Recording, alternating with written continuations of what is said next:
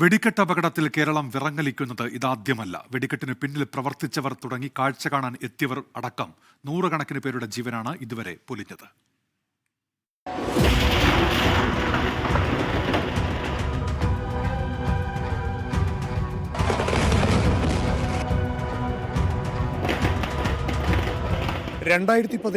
April 10 Keralam ഉണർന്നത് നടുക്കുന്ന വെടിക്കെട്ട് ദുരന്തത്തിലേക്കായിരുന്നു.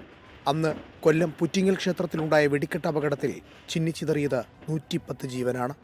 സംസ്ഥാനം കണ്ട ഏറ്റവും വലിയ വെടിക്കെട്ട് അപകടത്തിൽ 700-ലധികം പേർക്ക് പരിക്കേൽക്കുകയും ചെയ്തു. 2024 നവംബറിൽ കാസർഗോഡ് തെരു അഞ്ഞൂറ്റമ്പലം വീരാർകാവിൽ വെടിക്കെട്ട് അപകടം 5 പേരുടെ ജീവനാണ് എടുത്തത്. പൂരത്തിന്റെ സ്വന്തം നാടായ തൃശൂരിൽ ഉള്ളുലയ്ക്കുന്ന വെടിക്കെട്ട് ദുരന്തങ്ങൾ ആദ്യമല്ല.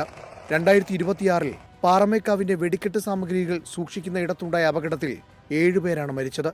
1978 തൃശൂർ പൂരത്തിനിടെ അമിട്ട് ലക്ഷ്യം തെറ്റി ആൾക്കൂട്ടത്തിലേക്കാണ് പതിച്ചത്.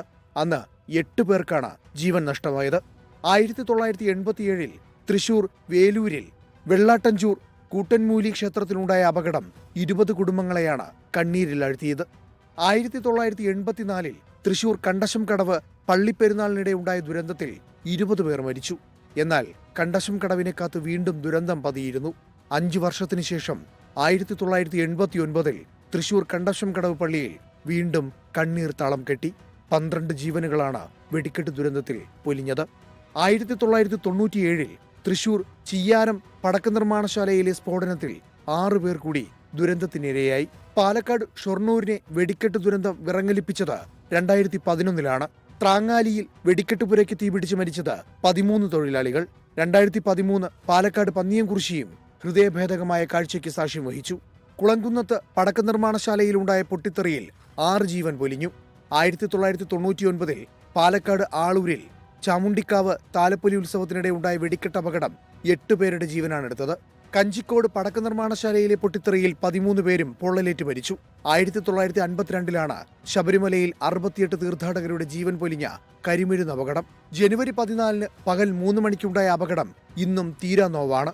1987 എറണാകുളം ജില്ലയിലെ മരട് കൊട്ടാരം ഭഗവതി ക്ഷേത്രം വെടിക്കെട്ടുപുരയ്ക്ക് തീപിടിച്ച് 5 പേരും 1990 കൊല്ലം പോരുവഴി പെരുവിരുത്തി ക്ഷേത്രത്തിലെ വെടിക്കെട്ട് ഷെഡിലുണ്ടായ അപകടത്തിൽ 26 പേരും മരിച്ചു. തൃശൂരിന് പുറമെ കൊല്ലം, പാലക്കാട് ജില്ലകളിലാണ് കൂടുതൽ വെടിക്കെട്ട് അപകടങ്ങൾ ഉണ്ടായത്. ഇനിയെങ്കിലും ഉറ്റവരെ നഷ്ടപ്പെടുന്നവരുടെ വിലാപങ്ങൾ ഉയരാതിരിക്കാൻ ശക്തമായ സുരക്ഷാ നടപടികളാണ് വേണ്ടത്.